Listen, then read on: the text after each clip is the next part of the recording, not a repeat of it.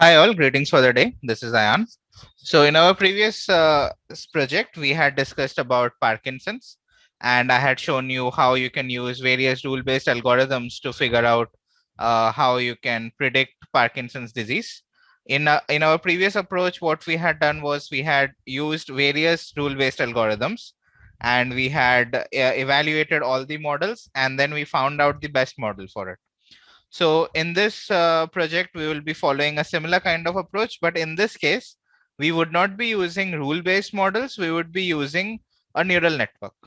Okay, so here I'll be explaining you how you can deploy this kind of project on neural network.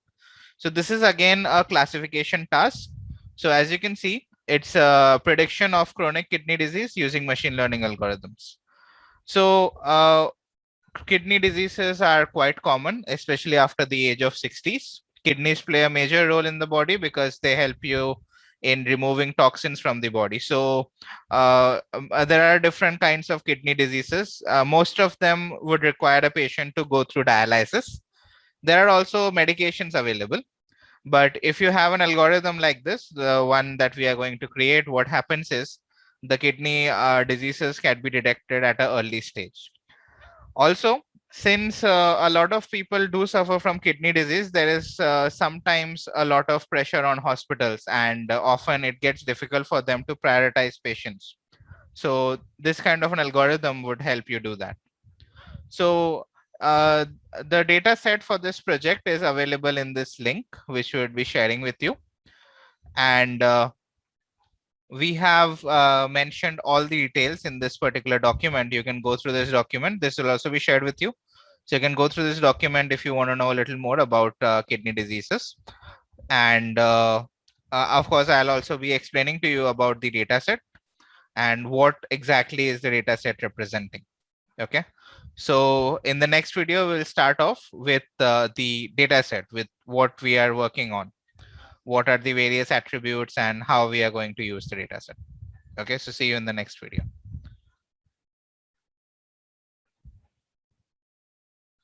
Hi all, welcome back. So as I said, we'll be describing about the data, how the data is procured, and the health attributes that have been taken into consideration.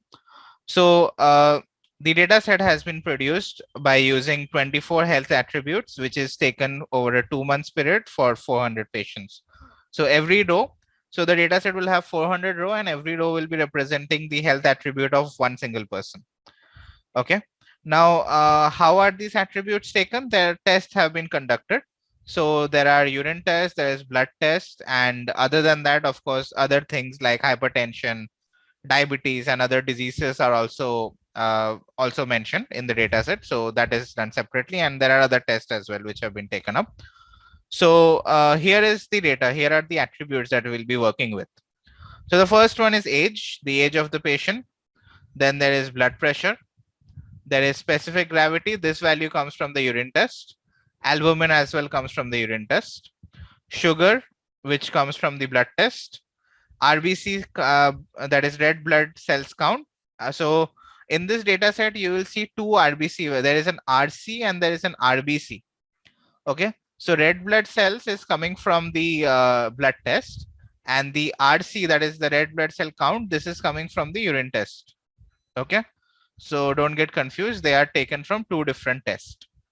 Then the pus cell, the presence of pus cell, presence of pus cell clumps, presence of bacteria, the blood glucose test. Okay. There is the blood urea test. There is serum test to find the level of creatine protein. There is the test to find sodium, potassium, and hemoglobin in the blood. Packed cell volume for the blood, white blood cell counts, red blood cell count, as I mentioned, one for the urine test and one for the blood test. Then the physical conditions like hypertension, whether the person is having hypertension, whether the person is suffering from diabetes, whether the person is suffering from coronary artery disease. Then there is an attribute about the appetite, whether the person is experiencing a loss of appetite. There is pedal endema, anemia, and finally, you will see the dependent variable, which is the class. So the class is where, so this is again a supervised machine learning task. So the class is where they are actually telling us whether the person is suffering from a particular chronic kidney disease or not. Okay. So if you observe, the attributes are a mixture of numerical and non-numerical and categorical values, right? So there are numerical values like age, blood pressure, etc. And there are also categorical values like hypertension, diabetes, and CAD, so which would be like yes and no, right? So this is a quite good mix up in terms of the attributes that we have. So that's about the attributes, and the approach followed here is, of course, it's a classification task. So as I mentioned previously, we would not be using a rule-based algorithms. We would be creating a neural network for this. Okay. So in the next video, we'll start up with pre-processing the data. We'll go step by step into cleaning the data and pre-processing, preparing the data for the model. And then we can go ahead with the model and model evaluation. So see you guys in the next class, next video.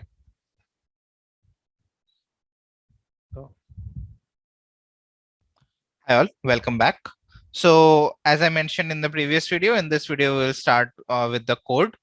We would be loading the data and we'll be pre-processing the data step by step. Okay. So to start with, we'll import a few of the required libraries. Of course, we would be importing more libraries as we go ahead, but at this certain point of time, some of the libraries which are very frequently used.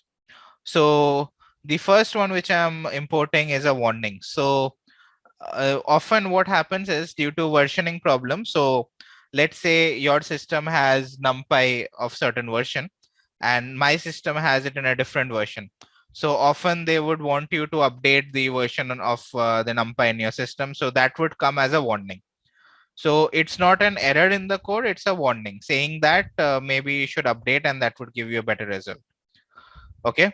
Or sometimes, you know, the Python has updated some things and they may want you to use the updated version. So that kind of warnings would come. To avoid that from coming and so that the code file doesn't look messy, you can go with this particular library warnings and you can call the library saying warnings.filter warning ignore. So it would ignore the warnings. Okay. Now, don't do this initially. Initially, what you can do is you can see what kind of warnings are coming. And if you feel that, okay, I need to improve on those, you can, of course, improve it. So what I have done is initially I have run the code file without these two lines. And once I saw that none of the warnings are actually affecting my code, I have added these lines. So make sure you follow a similar approach. Okay. Then we are going to import NumPy. NumPy would be used for array computations. We are going to import pandas, which would help us in creating the data frame. The OS and SYS would help us in the system related settings. So if you want to set something from your system, you can use them. Now I have also used a Lux library. So Lux is a very new library. So what I'll show you how it works. Okay. And sklearn for pre-processing. Of course, I have imported min-max scaler. I have imported test train split and I have imported accuracy score from metrics. As we go ahead, I'll show you how we are going to use it. And finally, I have also imported Seaborn here. So Seaborn basically helps you to create very beautiful visualizations. So sns.set ensures that the whole notebook would design the graph as per the standards of Seaborn. Okay, so that is what this particular line does. So initially what we do is we load the data set. So here you can see I have loaded the data set. The data set is in a CSV format. It would be shared with you. So you can just load the data set into a data frame here like I have done. And I have done a df.head and so that we can see the first 10 rows. So here you can see all the columns. So as you can see here, there are 26 columns, right? Because there is an ID, okay, and there is a classification. And in the document, as I had mentioned, we had 24 attributes, 24 health attributes, right? So you can see there are 26 columns in this particular data set. Now, what does this Lux do? So Lux helps you to create visualizations instantly without writing much of the code. So It's optional. Again, you don't really have to use Lux. I have, even though I have used Lux, I have also done a lot of visualizations using matplotlib and Seaborn. So here's just an example of what Lux does. So see, you have a data frame here, right? So if you're using Lux, then it would create a toggle button here automatically. And what it does is it creates some of the visualizations directly without writing any code. So if you toggle to Lux here, you can see some of the visualizations are created like correlations, where it is showing correlation between pairs of attributes. Okay, so there are, of course, there are more charts. If you scroll this side, you will see there are a lot more charts. Then there is distribution. Okay, this is like the frequency or the number of times a particular observation comes up in a column. Okay, and then there is occurrence. Okay, so occurrence is largely for categorical column. So the categorical column, you can see how many records are coming up, and those kind of details can be found out here. Okay, so this is what Lux does. As I said, it is optional. If you're interested, you can use it. Otherwise, it's not required. Okay, so that's about Lux. And now, as we already know, there are 26 columns, and we had seen that there are 400 rows. So just to check that, you can go with the df.shape. That will help you see the shape of the data frame here. So as you can see, it's showing 400,26, which means the data set has been loaded properly. Okay. Now, moving on, the first step that you do is we impute the null values. So we start by imputing the null value. So that is the first thing that we handle. So in the data set itself, here itself, we can see that there are a few NaN values which has to be handled. So first off, let's find out how many null values are there per column. Okay. So here you can see when I do a df.isNull.sum, it actually gives me how many null values are there per column. Okay. So here you can see. So ID has no null value, age has 9, BP has 12, and so on. Now there are 400 records, right? So out of 400, the row with maximum number of null values is RC, which has it's RBC, which is having 152. Okay. So if this value was something around 350 or 300, since there are total 400 records, if this was something around 350, 300, then it's like a column which has maximum of NaN values.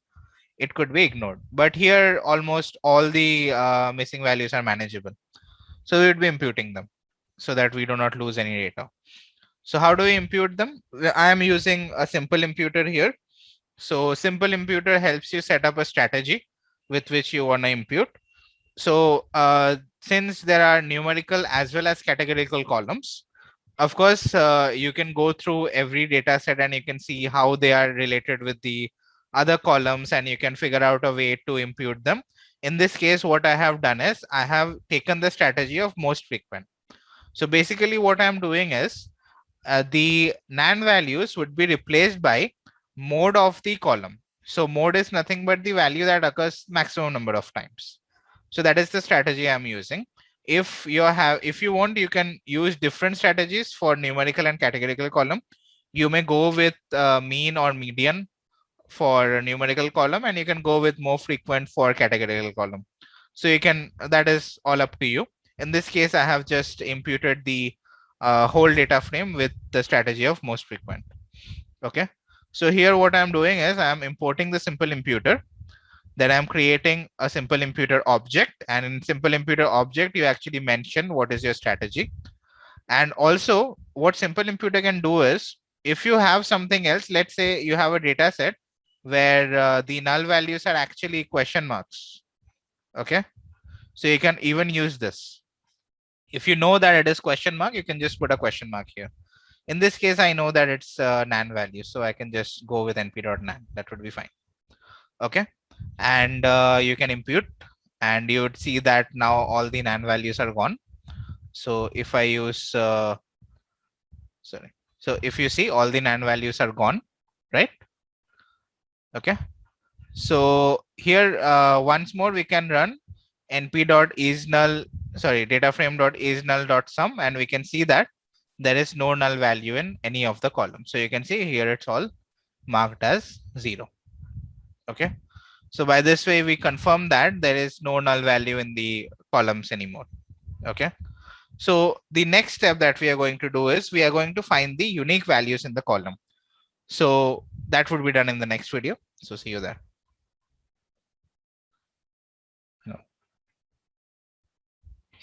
Hi all, welcome back.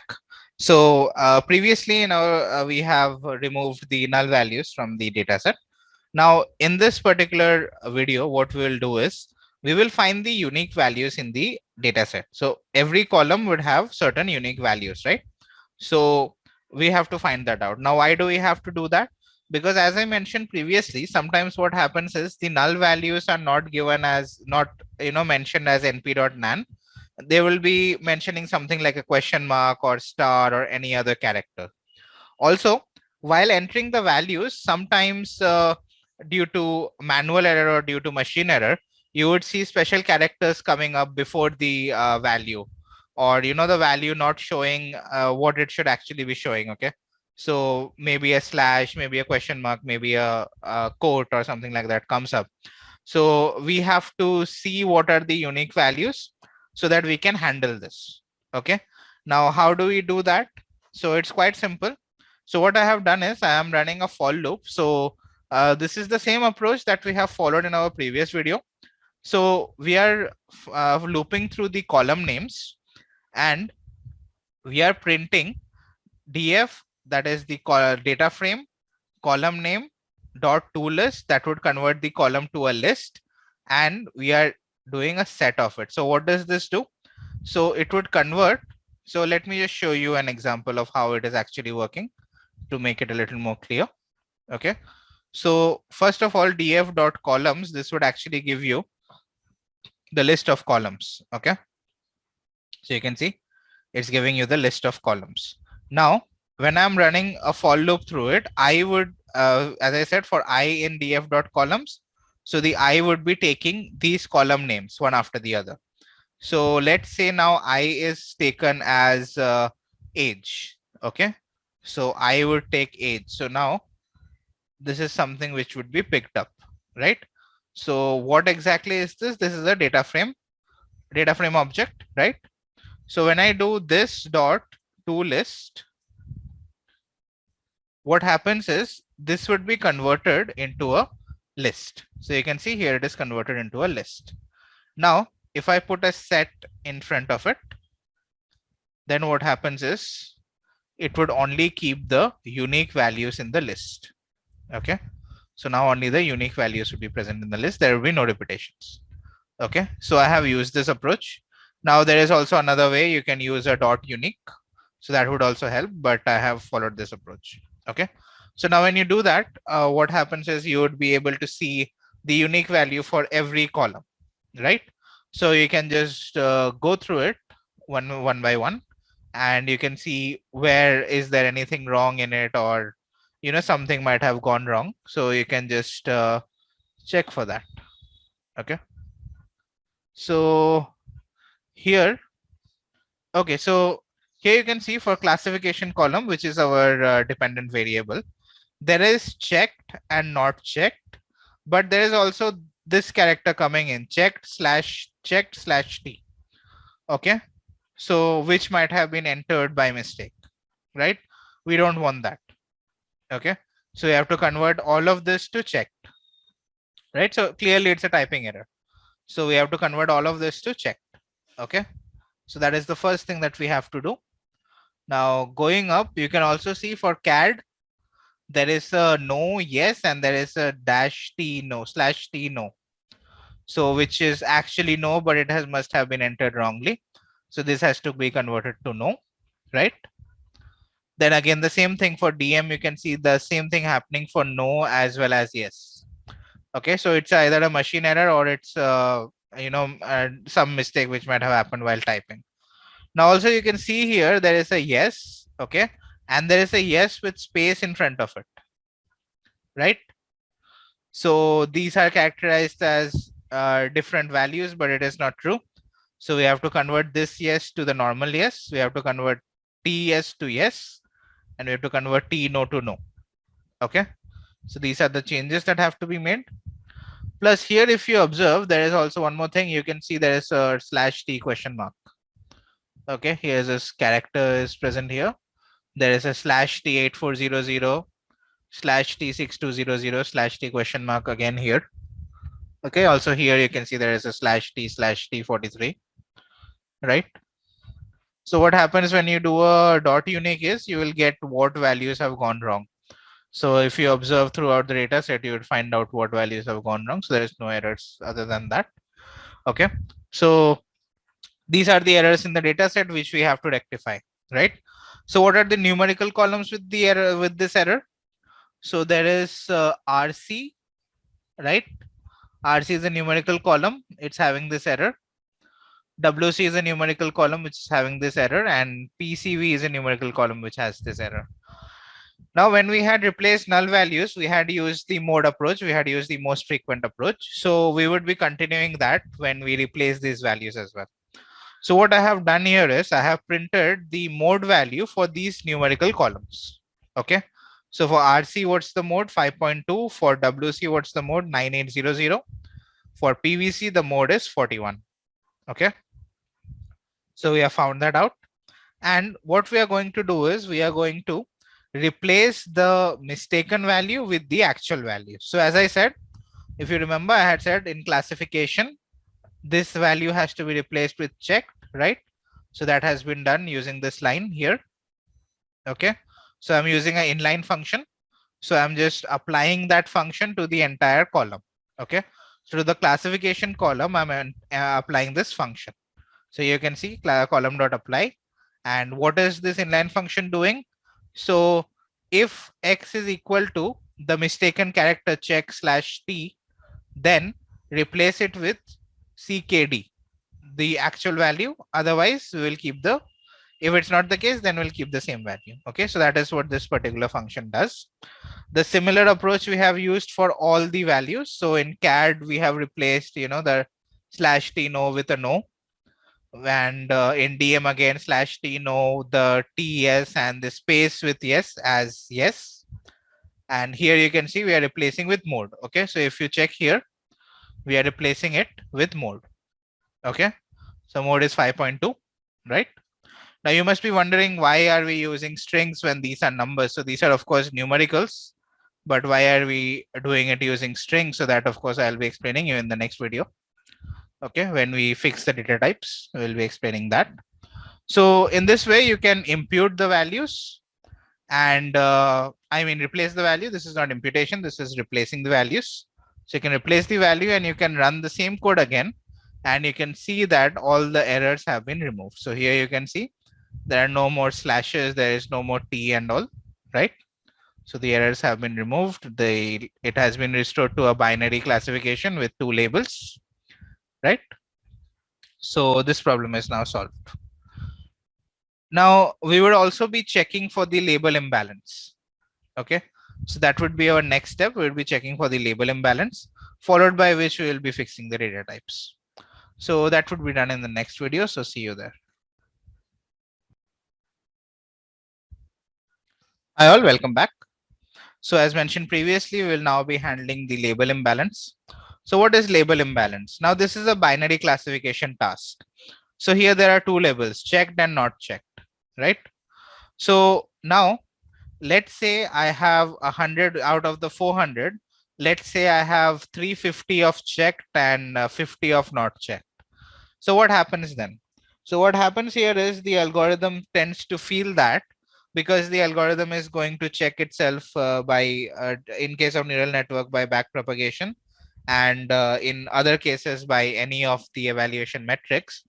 What happens is it would find that when we are giving the output as checked, it is giving us greater accuracy.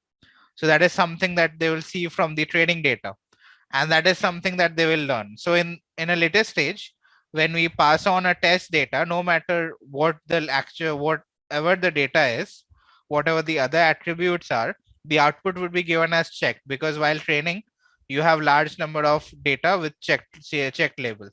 Okay, so you don't want that to happen. So you need to check whether there is a label imbalance or not. So here I'm doing that using a plot. I am using Seaborn and Matplotlib. So what I have done is I have created a temporary data frame. So again, this is the same approach that we had done previously in the previous project. So I have created a temporary data frame with value counts. So let me just add a cell above. Okay. And let me show you what tempdf actually is. Right. So I'm creating a tempdf. So what is it doing exactly? It is finding out how many times a particular value has come. Okay. So in the classification column, which is our label column, right? So here you can see there are 250 checked and 150 not checked, right? Now I have actually plotted the same value in a bar plot. Okay. So here you can clearly check the number of checked, that is this label is greater than not checked label, right? So you don't want that to happen. So we need to fix this when we fit the data into the algorithm. We need to fix this part. Okay. Now moving on, we won't be fixing it here. We will be fixing it when we are fitting the data. Okay. Now the next step is to fix the data type errors. Okay. So here what I have done is I have found the data types from the main data frame. Okay. So when I had loaded the data, okay, I had loaded the data as df. So this you can see this is the data type of the main data frame. Now we have passed this data frame through simple imputer, right? So we have imputer. Now what happens during imputation is a lot of times if there is like I had mentioned previously when we had done this step, if there is a single string value coming into the picture, into the column, then what simple imputer does is it would simply convert the whole column as an object column. Okay, so that is something it would do. Now since I have used most frequent as the strategy, it has done this for a lot of columns. Okay, so you need to keep that in mind. So what you do is you check the data types. So here you can see the main data type. This is the actual data type distribution, and the imputed column, you can see it has converted everything to object.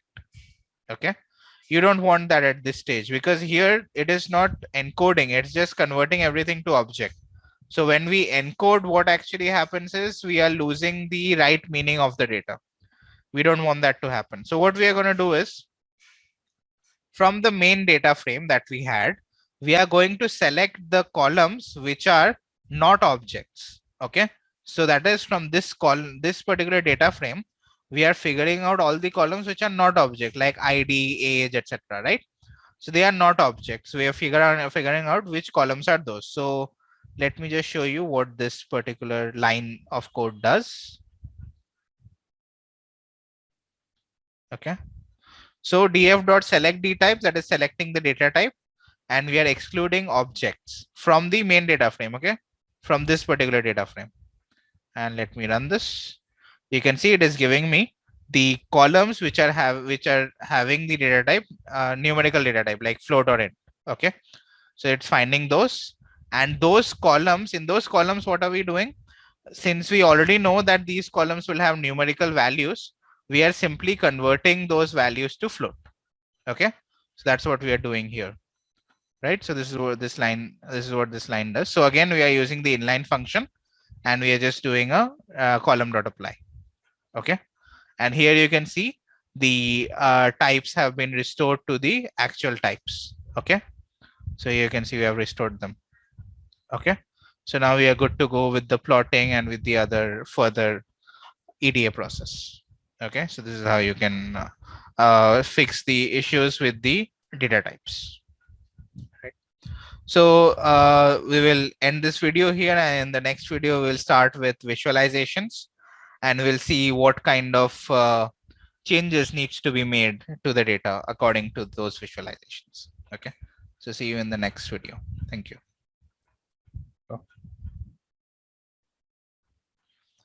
Hi all, welcome back.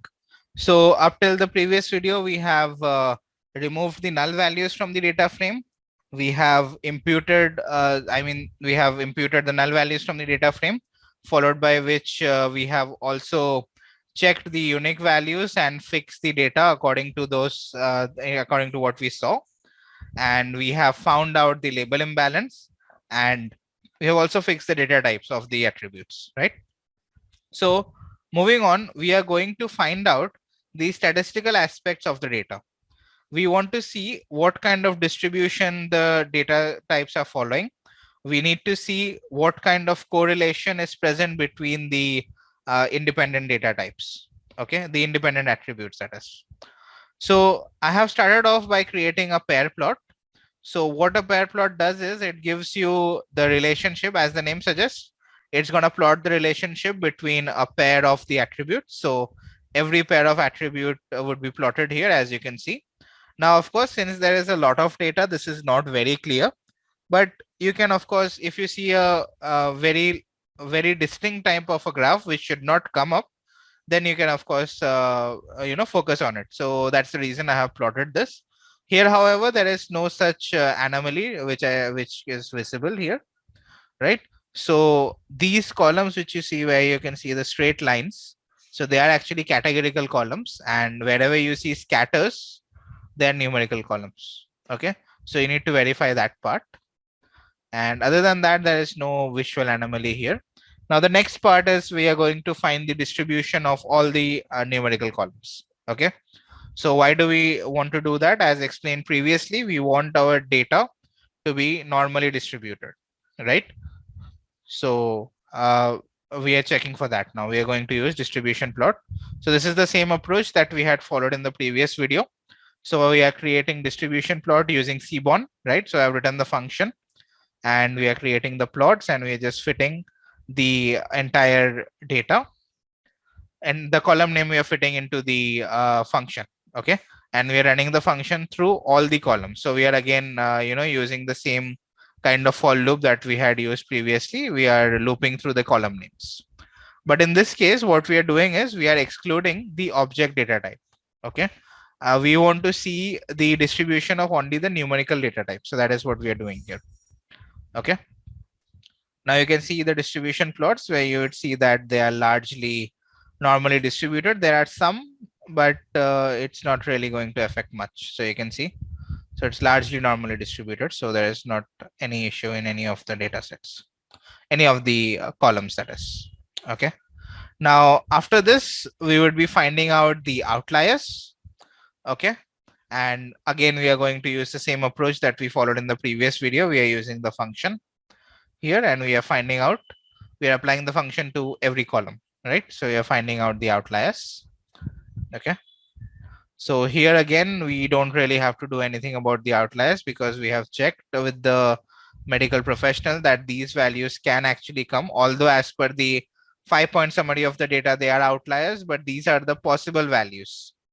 Okay, so we don't really have to do much about the outliers, but it's always good to see whether there is a outlier or not. Okay, now as a final step of pre-processing, we are going to encode the data. Why do you have to encode the data? As you know, there are categorical columns and numerical columns in the data, and since the algorithm is expecting numerical inputs, we need to convert the categorical value into numerical value. So there are a lot of encoding methods available. We are using the label encoder here. So it's the same approach. We are importing pre-processing from sklearn, and then we are applying the preprocessing.label encoder object to the entire data frame. So you can see we have used apply method here again. Okay, and we will get a encoded data frame. So you can see in this data frame, all the categorical values have been replaced, right? So there is no yes, no, or checked, unchecked. There's just zeros and ones. And if it is a numerical column, of course, the numerical column remains intact. So there is no changes made to the numerical column. Okay, so here we have completed the entire pre-processing part, and we are going to save this part in as a CSV. Okay, so we do this so that you don't have to repeat the steps again and again, right? So up till here we have pre-processed the data. So in the next video we'll be explaining how you can find the correlations between the data. That has to be done after this step, and we can figure out the columns which are highly correlated, and according to that we can make some changes as well. Okay, so see you in the next video where we'll be working on correlations. Hi all, welcome back. So as mentioned previously, in this video, we will be working on the correlations. So finding correlation between independent variable is very important because you do not want to feed wrong data to the model. If there is correlation between independent variables, the value of the weight would be altered and it would not give you the right output. Okay, so you don't want that to happen. So here we are going to plot the correlation between the variables using the the Pearson correlation method. Okay, so we are plotting that here. This is the same process which we followed previously.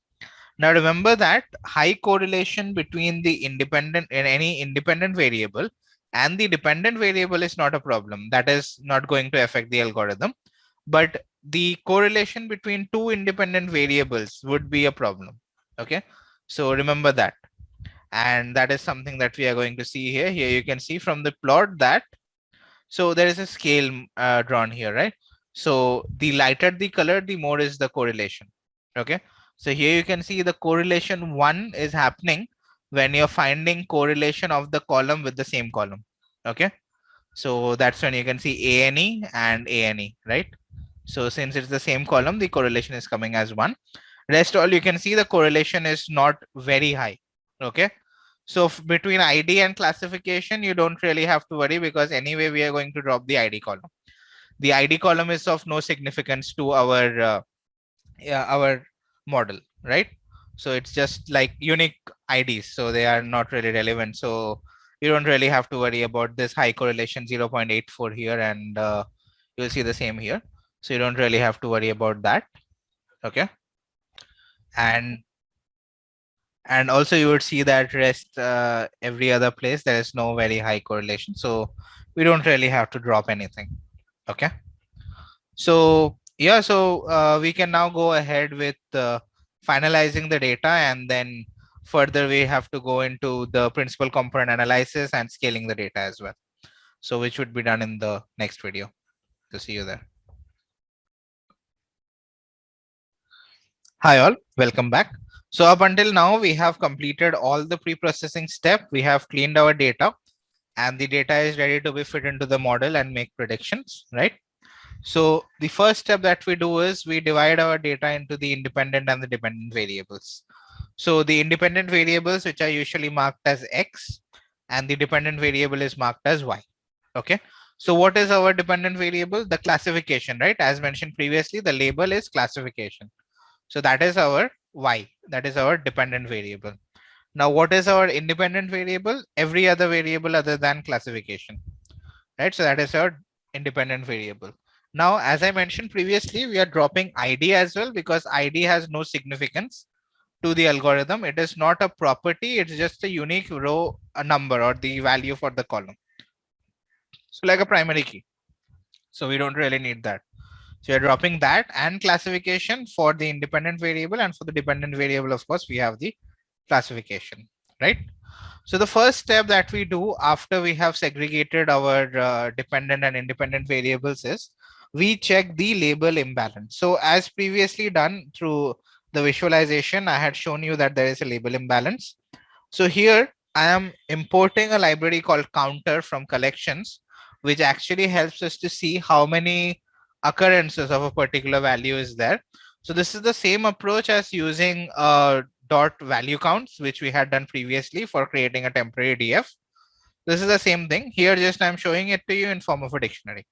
Okay, so we need to fix this. There is a significant amount of label imbalance which has to be fixed. So how do we do that? So we use a random oversampling technique. So there is a imbalance learn library. So there are two approaches. One is oversampling and one is undersampling. So what does oversampling means? If the number of samples of a particular label is less, we use algorithms like k nearest neighbors, or and we try to create more of the label which are in lesser quantity.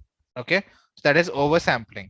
And undersampling is we reduce the number of labels in the particular column such that the number of labels are again equalized. Okay, and we would always prefer to go with oversampler because the undersampler will reduce the number of samples and hence we'll lose some data. So we don't want that to happen. So we'll be using oversampler. So again, we'll follow the same approach. We'll be calling the oversampler object and we'll be fitting the data. So you can see X ROS and Y ROS is the output, and here we are fitting the data, right? So we are resampling X and Y so that the label balance is now equals. Okay, so the label imbalance has been removed. So you can see a label imbalance now. So you can see 250, 150, 0 is 250 and 1 is 150. And now it has become 250 each. Okay, so this is the first step. So this is how we have managed the label imbalance. Now the next step to this is scaling. So what do we do in scaling? Just like we had done previously, we are using the min-max scaler. So we are making sure that all the values in the columns come between the range of -1 and 1. Okay, so you can set this to anything. I have set it to -1 and 1. Okay, and we can use the standard scaler as well, which would standard scale, that is, it would convert the value to a standard normal distribution. Okay, so you can go with that as well, but here I have used min max, right?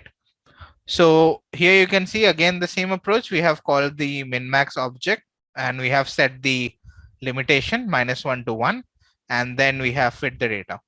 Okay, we have fit transform the data, right? And that is again done only for the independent variable, not for the dependent variable. Okay, so now the data has been scaled, right? So the next step that we have to follow is the feature extraction or dimensionality reduction. So we are going to reduce the dimensionality of the independent variables. So that we would be discussing in the next video.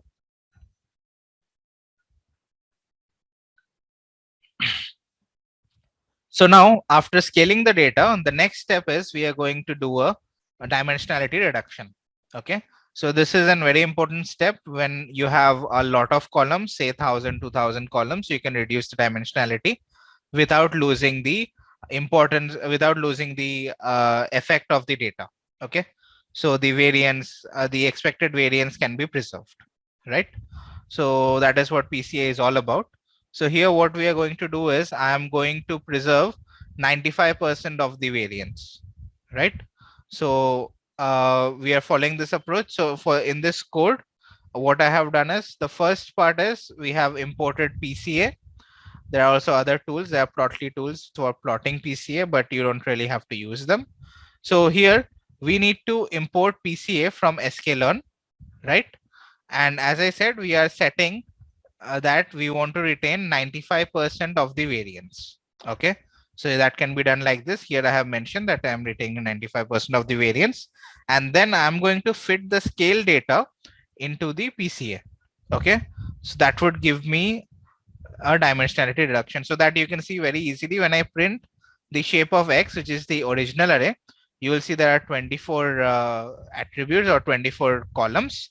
But for P, when we fit it into PCA with 95% variance retention, it comes to 18 columns, right? So what does this infer to? This means that 18 columns are required to keep 95% of the variance of the data set. Okay, so that is how PCA helps us. So here we have reduced the dimensionality. So often what happens is if you're having a lot of data, you don't really want to fit all the data into your algorithm because of limitations in terms of computation, and also, you know, creating a model with so many attributes becomes really complicated. So you don't want to do that. So that's the reason we use dimensionality reduction. And of course, other than PCA, there are other methods. You can use TSNE, you can use LDA as well for dimensionality reduction. Here I have used PCA. Okay. Now the next step is, of course, splitting the data into the training and testing data sets. So this is required because we want to keep a little bit of unseen data so that we can test the model on it and we can check how well the model has performed. So again, I have imported the test train split from sklearn, sklearn.model selection. I have imported the test train split, and here I am splitting 80% of the data as the training data and 20% as the testing data. Now this ratio is up to you, but it is always recommended to have more training data. Okay, so you want to make sure that your model gets sufficient amount of data for training, right? So that is the step that has been followed here. So you can see the test train split. I have just fitted the data that we have got out of PCA, and I have set the size to be 0.2. Okay, which means 80% training, 20% testing, right?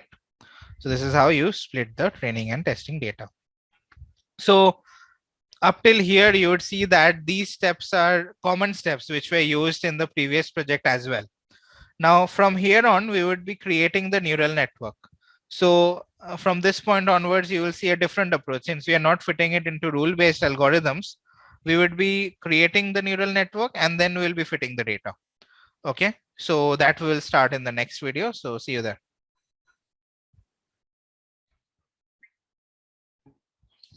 Hi all, welcome back.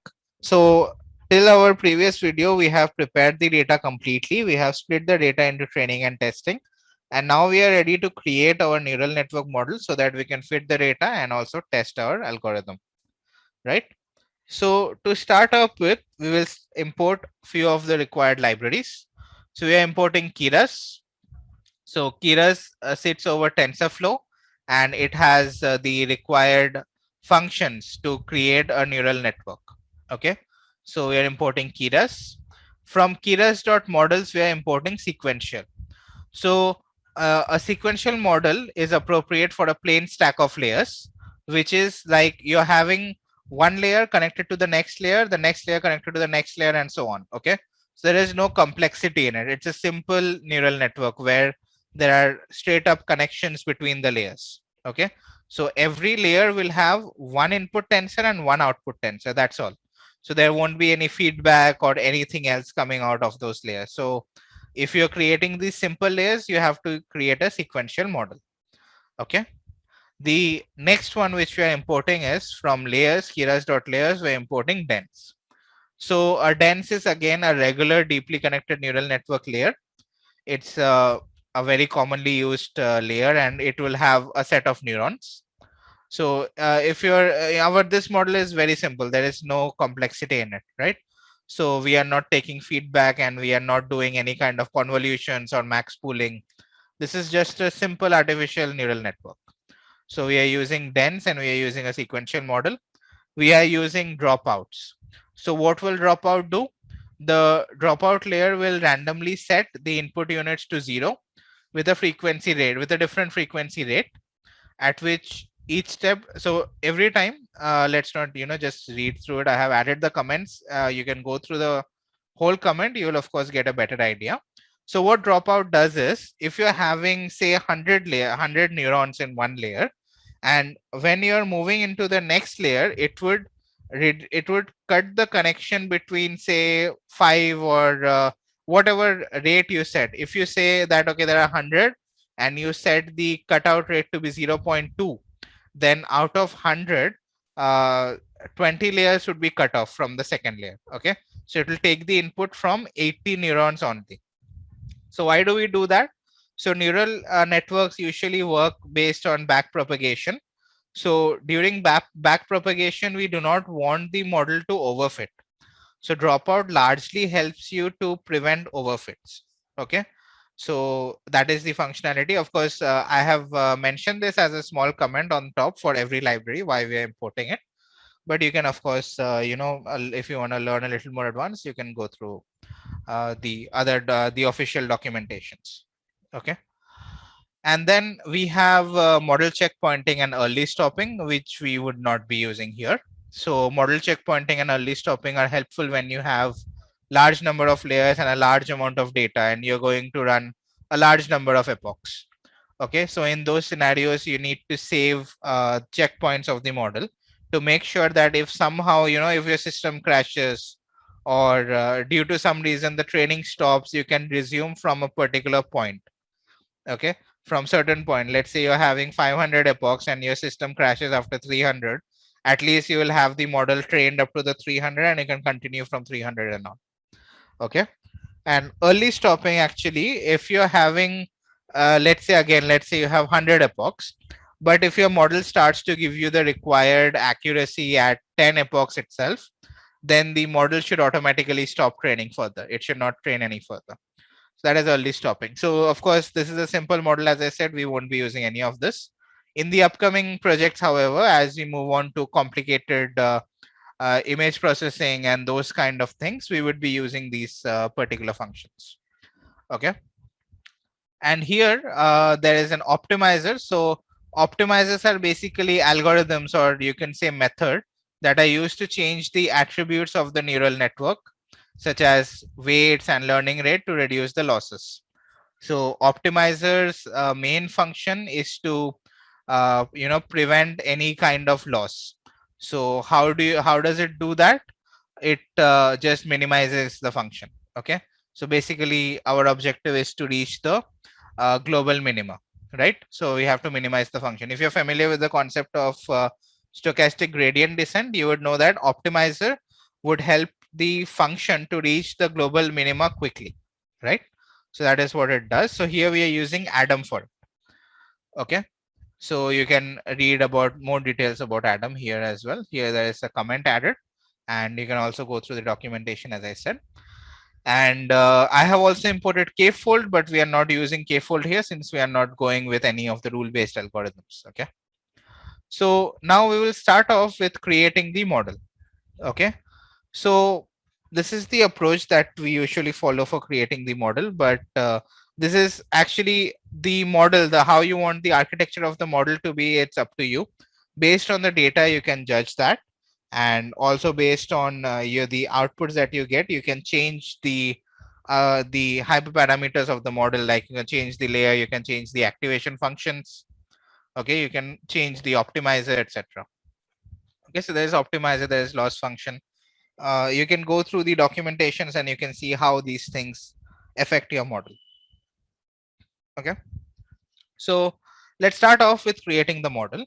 So as I said, we are going to use a simple sequential model where all the layers would be connected, having one input and one output.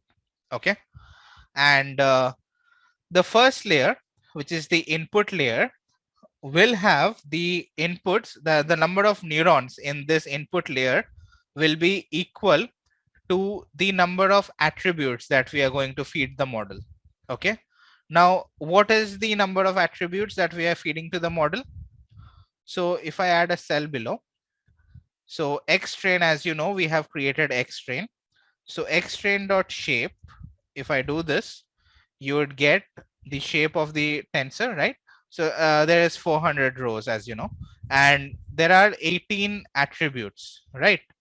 So if I do shapes, since this is a tuple, if I just go with this, this would give us the number of attributes that we are working with, right? So that should be the number of input layers, the number of neurons, okay?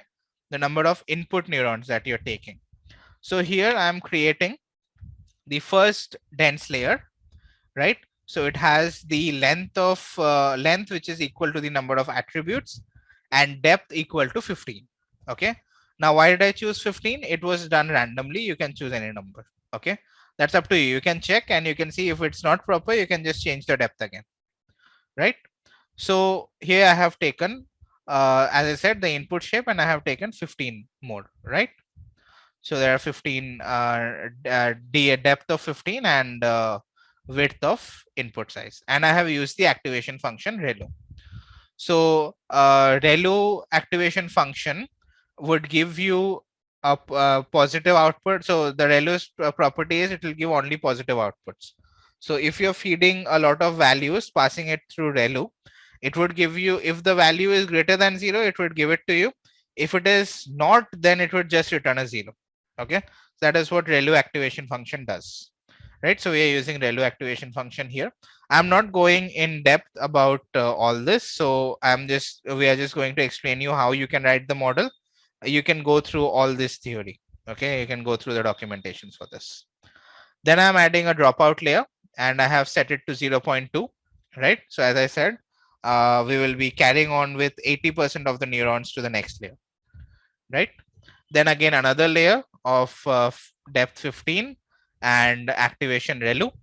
Okay, then again a dropout, and this time we are taking 60% of the neurons from this particular layer. And then finally, just remember this, since this is a binary classification, the final one should have just one. The depth should be 1. Okay, so that is what it should output, right? So that's it. When you have 1, you will get either zeros and 1 as out, so it's a binary output. So there you should keep it as 1, and the final activation is sigmoid. Okay, so the main reason why we use sigmoid function is because it exists between 0 and 1. As I said, since it's a binary classification, the activation used is sigmoid. Okay, if it's a multi-class classification, you have to go with some other kind of activation functions, right? So we'll discuss that in the advanced projects. Now here we have created the layer and we are compiling the model. So when we compile the model, we are setting the optimizer, which is Adam, as done previously. The loss function is binary cross entropy, and the metrics used, that is the metrics which would be used for evaluating during the back propagation, is set as accuracy. So it's a classification task. You can set this as F1 score, you can set this as precision, whatever you like. So I have set it as accuracy. Okay, so this is how you create the model. Okay, this is how you have set up the model. Now in our next video, we will be creating the model and we will see the model summary and we will be fitting the data. Okay, so see you in the next video. Hi all, welcome back. So previously I had mentioned you how we are going to create the model. Now let's just check for the model summary. Okay, so here you can see I have just called the model function, which will simply create the model, and I can just check the model summary here.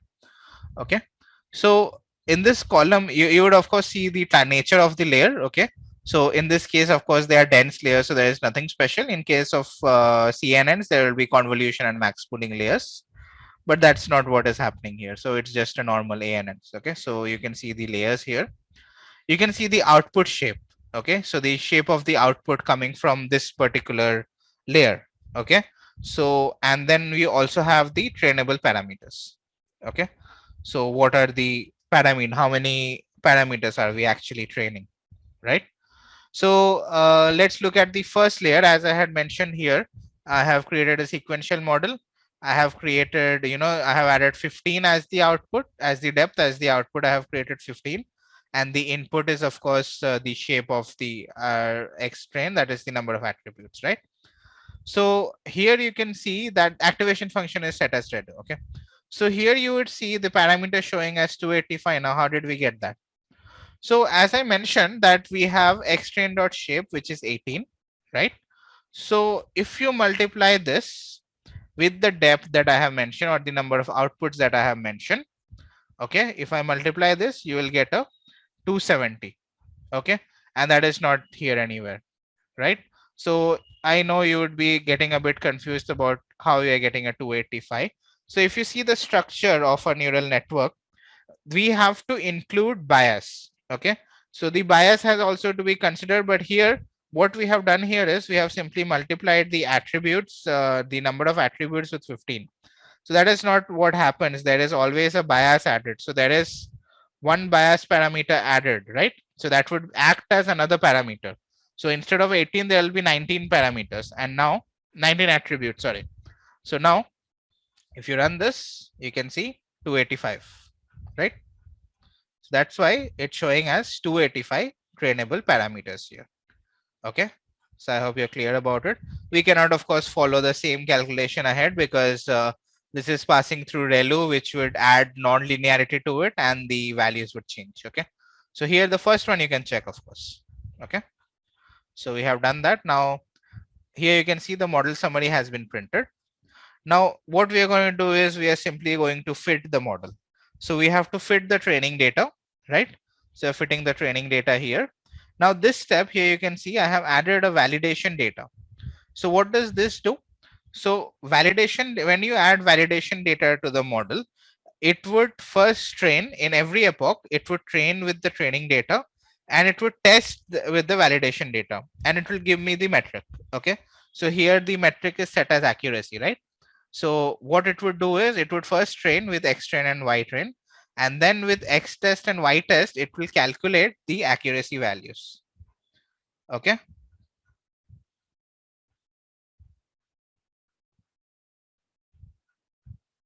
So that's how it would work here, right?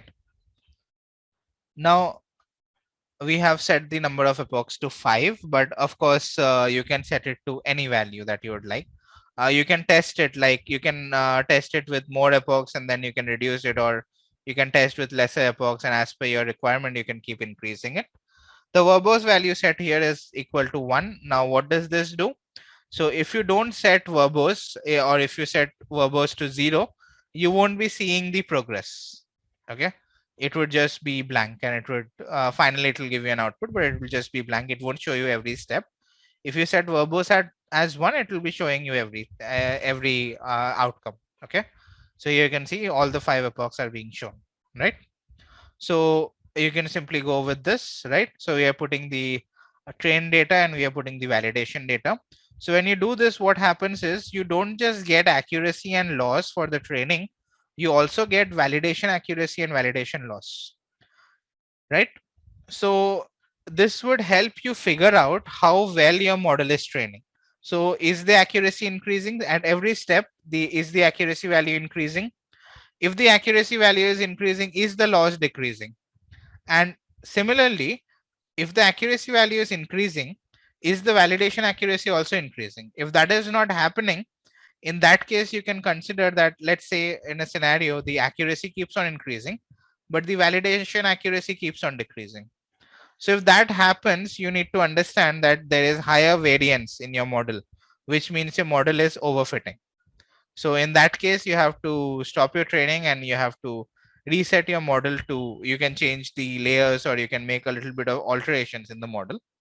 And you can also check with the data whether you have pre-processed the data properly or not. Okay. So that's what it will help you to evaluate at every step, right? So we are fitting the data into the model. Now, in the next step, what we are going to do is we have fit the data into the model and it has been saved into the history parameter. So now, since the model is trained, we are in the next step, what we are going to do is we are going to evaluate this model. Okay. And as I said, this is not a rule-based algorithm. So we have to write some custom functions for visualizing the accuracy of the model, right? So that we'll be doing in the next video. So see you there. Hi all, welcome back. So in the previous video, we had fit our data into the model and we have run it for 5 epochs, as you can see here. So at the end of 5 epochs, you can see that the accuracy has come to 83% and the validation accuracy has come to 93%. Okay. So these are the values. You can also check for the losses that are here, right? So now what we are going to do is we are going to plot the receiver operating curve and the precision recall curve.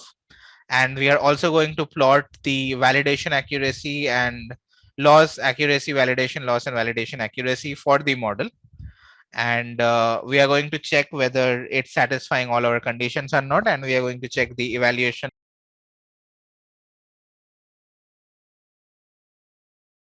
metrics as well to see how well the model has performed. Okay.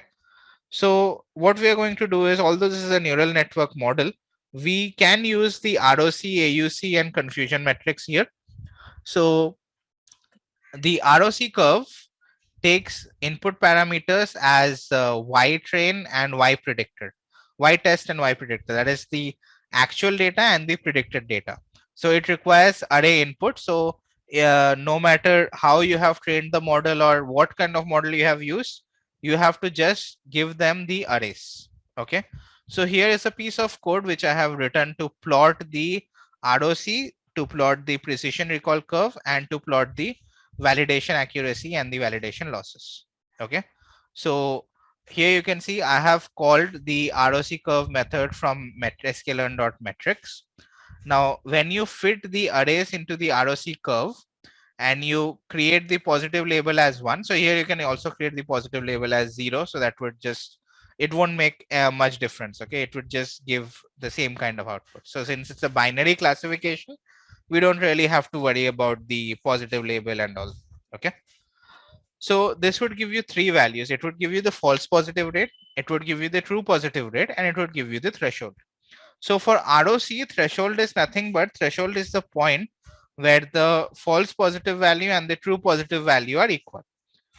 Okay, so if you observe from a graph, from a ROC curve, this particular line that you see where true positive value is equal to false positive value is actually the threshold.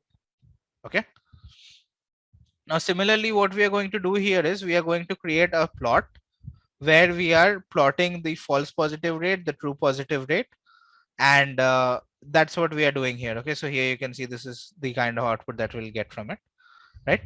Similarly, we have used the precision recall curve as well. So this function helps you to plot the precision recall curve, right? So again, precision recall curve also takes the arrays, the numpy arrays as inputs, and that would also, in this case, it would give you precision, recall, and thresholds. Okay, so this threshold is a little different from this threshold, okay, which I'll explain later, right? So here you can also find the average precision score and those kind of parameters, and you can just plot a graph again like we did previously. Now finally we are plotting the history, right? So what is history here? History is nothing but the model, and we are plotting the validation accuracy and the general accuracy plus the losses, right? So that's what we are doing here. So the validation loss, the norm, the loss, the actual loss, the validation, the training loss, the validation loss, and the training accuracy and the validation accuracy, right? We are plotting that. So first off, let's plot the validation, the losses and the accuracy of the model. So as I had said before, you're training the data, and if you see that the validation accuracy is decreasing, although the train accuracy is increasing but the validation accuracy is decreasing, you need to understand that your model is overfitting, right? So in this case, if you observe, the training accuracy is increasing, the validation accuracy is also parallelly increasing, right? So there is no issues with overfit, right? So it is kind of working properly, it's kind of parallel, so it's quite ideal, right? Now similarly, if you check for the losses, as the training loss decreases, the validation loss also decreases, right? Which is again a good thing. So they are also quite parallel to each other. If this doesn't happen, even then it is an overfit. So let's say accuracy is fine, but for validation loss, you see that training loss is decreasing, but the validation loss is not decreasing. Even then, you need to understand that the model is overfitting. So, as here you can see, evaluation wise, we are doing quite good in terms of model accuracy and losses, right? So the next step is plotting the ROC curve, right? So as I had mentioned previously, the threshold is where true positive rate and the false positive rate are equal, which is the diagonal. And you can see that the curve is coming something like this. So the objective here is the curve should be as far away from the threshold as possible, right? And the area under the curve should be maximum. Okay, so it would indicate that we are having a good model. Okay, so as you can see here, the curve is quite far off, and you can see the area under the curve is almost equal to 1. So which is a good thing. So the model is performing quite well, right? And finally, we also have the precision recall curve. So it's a trade-off between precision and recall. And as you can see here, after a certain while, the curve is showing a sharp downward trend. Okay, so this is how you can plot the precision recall curve. You can check how much is the trade-off between precision and recall. Okay, and based on precision and recall, we are going to calculate the F1 score as well. Okay, so here we are calculating the F1 score. Okay, so it's nothing, it's just in a simple way, I have just put up the formula here. So let us discuss F1 score in detail in the next video.